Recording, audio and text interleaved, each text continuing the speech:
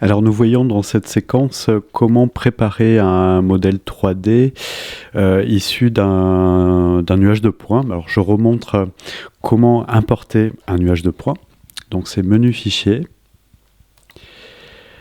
interopérabilité et ensuite vous trouverez ici importer un nuage de points. Donc j'ai montré dans une autre séquence comment importer un fichier de nuage de points.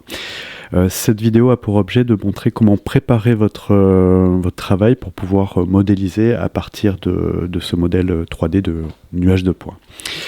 Alors première chose, en fait, on va définir des coupes, en fait, des façades, de manière à obtenir voilà, les différentes sections.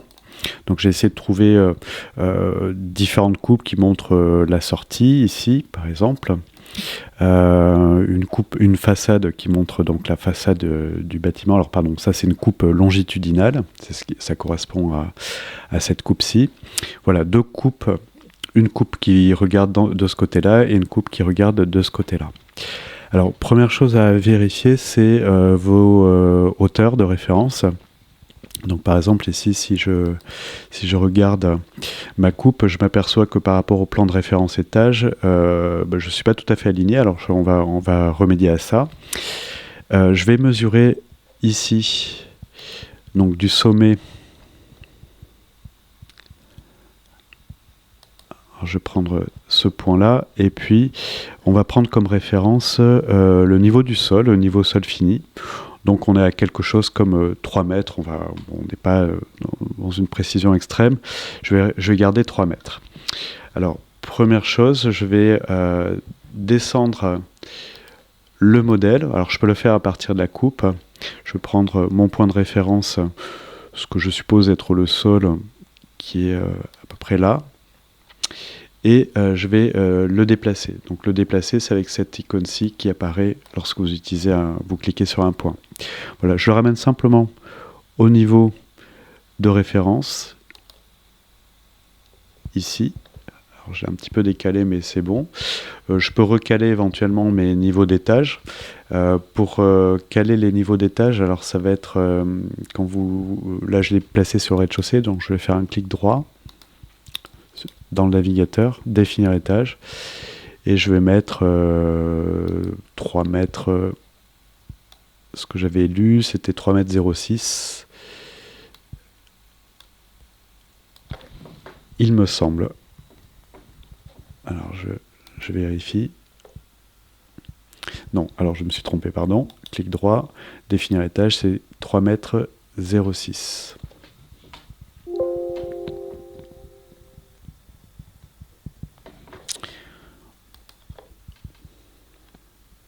Voilà, donc là on est à peu près bon.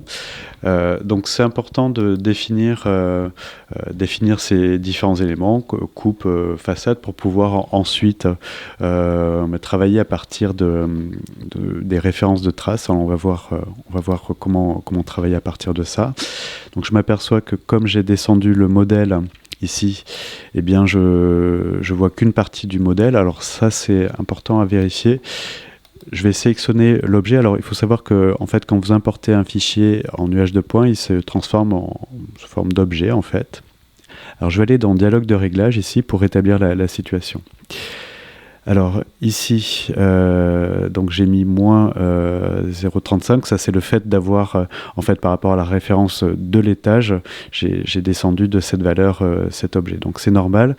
Par contre, il va falloir que je rétablis un peu l'affichage en plan. Donc pour mon objet, je sélectionne cette option, supplanter le réglage ici, et je vais modifier les paramètres. Voilà, je vais m'appuyer sur la façade nord.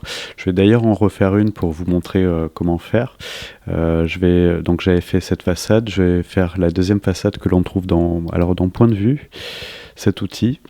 Voilà, je montre 2 points, un premier clic et un deuxième clic, ici, prenant bien l'ensemble, et je regarde pour le 3e clic dans cette direction-là, en cliquant. Voilà, donc la façade apparaît ici, c'est la façade 3. Voilà. Donc à partir de là, je vais pouvoir mesurer. Donc je prends l'outil mesurer ici. Donc je sais que j'ai démarré un petit peu plus au-dessus du niveau du sol. Donc je vais me mettre ici.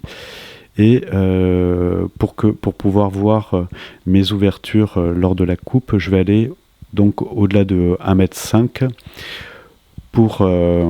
pour définir la hauteur de mes plans de référence pour la coupe. Alors je reviens sur mon rez-de-chaussée. Donc là j'avais déjà modifié l'élément, je vais vous montrer comment j'ai fait. Donc j'ai sélectionné le wagon. Ensuite je suis allé dans l'objet et c'est au niveau de l'objet j'ai demandé, j'ai changé la règle de coupe en fait. J'ai coché supplanter l'affichage en plan. J'ai mis 0,3 pour être sûr d'être au-dessus pour la partie inférieure au-dessus du niveau 0. Et ici, j'ai repéré que la hauteur des baies était autour de 2,5, donc je vais mettre 2,5 ici. Ce qui est important, c'est 1,5, pardon. Ce qui est important, c'est d'être au-dessus des ouvertures. Donc, voilà. Normalement, on devrait pouvoir visualiser, bien que c'est pas toujours évident sur un objet tel que celui-ci, mais on va pouvoir détecter un peu plus facilement les ouvertures. Voilà, pour remontrer comment j'ai fait une coupe, donc j'ai pris l'outil coupe, j'ai sélectionné, j'ai sélectionné une option qui me permet de définir la profondeur de la coupe. Donc je vais faire une coupe ici. J'ai choisi cette option pour définir la profondeur, choisir la profondeur souhaitée. Et je me suis arrangé à couper à l'intérieur d'une baie en faisant 2 clics, comme ceci, et montrant la direction. Donc la distance du clic par rapport à l'origine de ma coupe va déterminer en fait l'emprise de la coupe sur la profondeur ici. C'est une emprise que l'on peut modifier en cliquant sur le segment. Vous voyez, vous pouvez demander à étendre ou restreindre la coupe. Voilà, donc celle-ci s'appelle la coupe 4. Voilà. Donc ça, c'est ce qui va vous permettre par la suite de modéliser plus facilement. Donc là, visiblement, j'ai coupé dans une ouverture. Donc ça sera plus simple à partir de profils. On verra des techniques pour modéliser à partir des coupes. Alors, je montre le principe. On peut dessiner à partir d'une coupe et se créer des profils avec des outils après que je vous montrerai comme profil complexe ou en utilisant des formes. Profil complexe sera plus intéressant parce qu'on va pouvoir générer des murs grâce à ça. Donc si on fait des murs, on pourra percer des fenêtres, des ouvertures. Voilà, donc... Alors je vais privilégier en fait la méthode référence de trace qui est assez pratique pour dessiner, pour avoir en vue à la fois le plan, la coupe, l'élévation. Référence de trace, vous trouvez ça dans menu fenêtre. Et vous allez trouver ça dans les palettes. Et ça s'appelle trace et comparaison. Voilà, ça c'est très pratique pour dessiner à partir du plan. Ici, vous pouvez choisir l'objet que vous voulez récupérer. Donc c'est dans naviguer pour référence de trace. Donc c'est là où vous allez pouvoir choisir, par exemple, je vais prendre la façade. Je vais vous montrer avec une façade ici. Alors cette façade, vous servira par exemple pour placer vos repères, pour définir les ouvertures. Ces références de traces, vous pouvez changer la couleur si vous souhaitez. Donc ici, je vais mettre un gris par exemple. Et ensuite, vous pouvez le déplacer comme ceci pour pouvoir le placer. Donc ça sera assez pratique. Si vous êtes comme vous êtes bien aligné, vous pouvez placer vos repères pour définir vos ouvertures. Vous pouvez passer d'une façade à une coupe très facilement grâce à ça. Donc là, vous faites naviguer, référence de trace, et on va prendre la coupe C1 par exemple. Voilà. Donc celle-ci vient se positionner correctement. Alors si vous voulez voir un peu mieux, donc on peut changer la couleur évidemment. Je vais mettre je vais rester comme ça. Pour travailler plus facilement, vous pouvez également modifier l'orientation. Donc là, je vais définir graphiquement l'orientation.